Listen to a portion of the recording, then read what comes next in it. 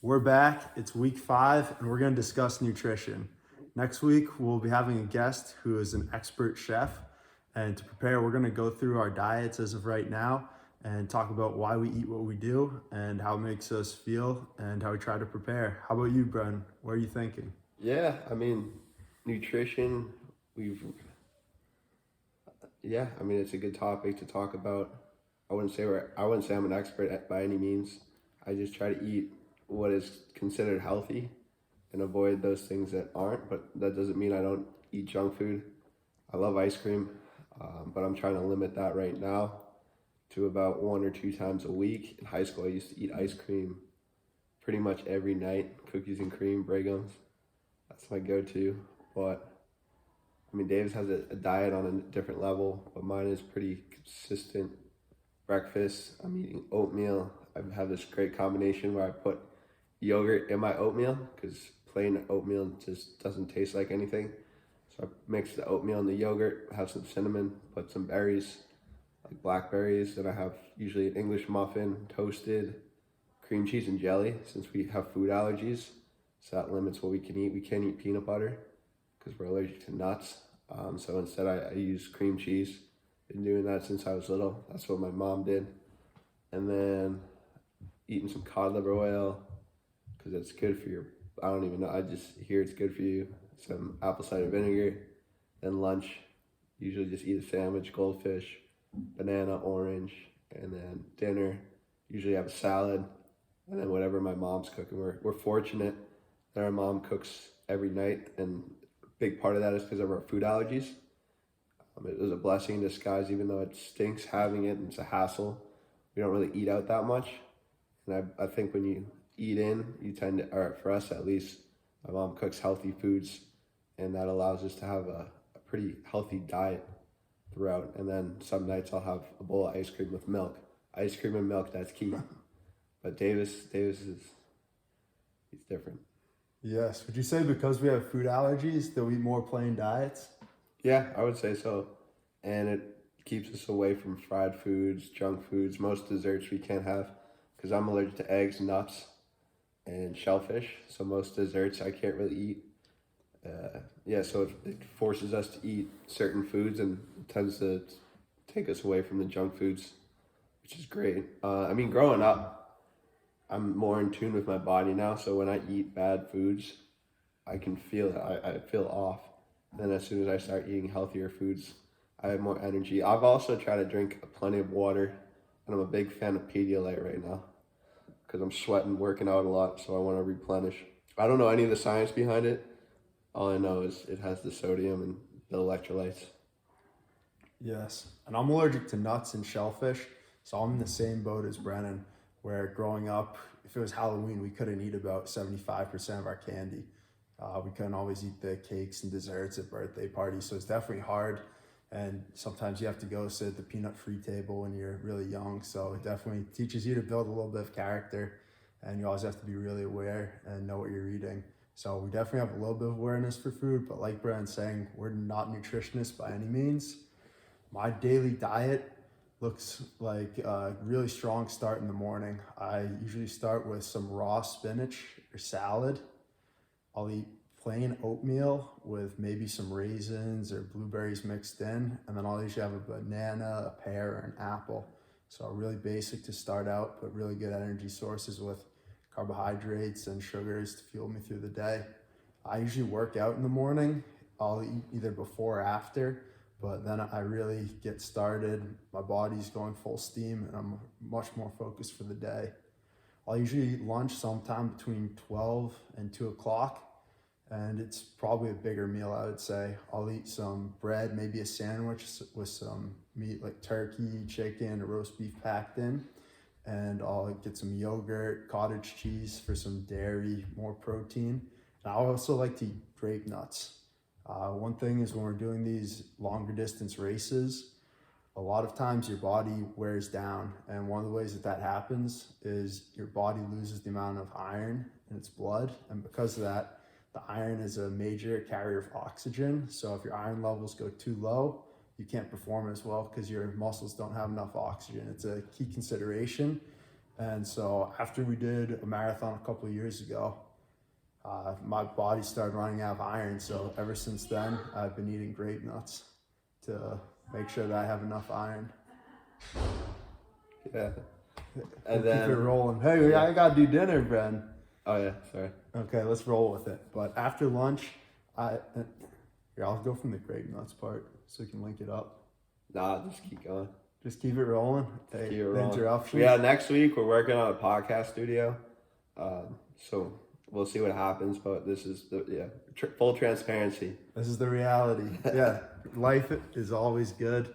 And then with dinner, we eat a variety of foods. A lot of times it includes rice, pasta, different types of meat, whether it's red meat or light meat.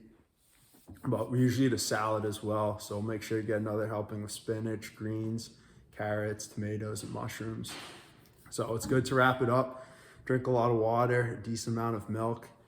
And every now and then I'll drink some Gatorades or Pedialyte like Brennan. If I'm getting dehydrated, I need to power through.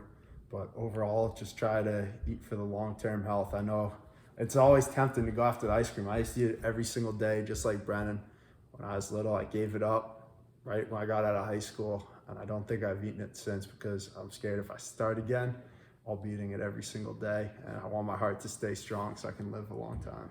Yeah, and I mean, Davis's description does not give his eating habits justice. Oh, no. We'll probably be doing a day in the life of Davis eating because the quantity this man eats is ridiculous. When he says a bowl of oatmeal, it's legit probably a cup and a half of oatmeal. Plain oatmeal, nothing on it. Yes. He's probably, how many calories do you think you eat a day? It depends. Average day, probably about 4,000. Yeah, about crazy. What you ate today. Yeah, Brandon got a big workout in, but I mean, some of the days when I was back doing heavy duty training, I don't know, biking for 4 hours or something, I might eat 8,000 calories or more easily. And some of it might be, like Brandon's saying, over 1,000 calories of just oatmeal and just eating that. I remember sometimes I'd eat 3 bowls of oatmeal a day, so maybe 1,500 calories of oatmeal. But I'll just eat whatever I need. I say that's my general plan. That's probably a regular day, regular workout, regular work day. But if I'm doing more, you never know how much I'm going to put down. I mean, I think before one of the half triathlons, I ate probably a pound of pasta and at least a pound of beef just to fuel up. But it's important. But trying to everything in moderation, I guess they say, and that's something I could work on. Yeah. Why'd you give up ice cream? I gave up ice cream. No, Davis doesn't eat any sweets. No sweets, no cake. I mean, he'll eat cake on occasion. Yes, if it's a birthday party now. He's really disciplined about his eating. But where did your philosophy behind? Because where'd you come up with this diet? I don't know. I think one of the big things was we both went to UMass Amherst, and they have a phenomenal dining program. Literally, probably top 5, top 10 in the country. Yeah. They have great food allergy awareness. So our other brother goes there as well. They really did keep us safe when we were in the dining halls. It was nice because you could eat a real variety of meals. And I think once I went out there and I saw how many different healthy foods there were, and they also didn't always have the heavy ice creams every single day. I just slowly switched around the diet. I started feeling, I don't know, I probably wasn't as strong, not as fast right away because ice cream is a great source of fuel. But over time, I'm trying to do it. And I just say, I'm going to do it for the long-term health. Just try to stick with it. Yeah. And I mean, maybe I won't be healthy and it won't matter. There's always a chance that something goes wrong. But overall, I'm going to try to put myself in the best position. Yeah, 100%. That brings something up from last week's podcast with our boy Steve Lee, which was great. But in order to create, I mean, I also got this because I finished the book Atomic Habits. And Dave was talking about him going to UMass and then not having ice cream. So it kind of forced him to stop eating it, which is a big point. And if you want to create consistent habits, change the environment. That's the easiest way to do it. So if there's junk food that you don't want to be eating, don't buy it. Or if you do buy it, make it hard for you to get it. So that it makes you second guess, hey, do I really want this? And then creating that little bit of friction might cause that bad habit to go away. So that the same thing happened to me when I went out to UMass because they don't really have ice cream. Or if they did, we don't like when there's a bunch of scoops because food allergies. So that all we'd eat was soft serve, which isn't that great. So I stopped eating it when I went out to UMass too, but now it's here in the house. So there you go. Now I start eating it because I see it in the fridge. But once it's not there, it's easier to stop. So that's another thing Steve was talking about. Change the environment. And then the other big thing from Steve's podcast, which carried on to this week, which I think is genius, is that set goals, but most people aren't going to hit those goals.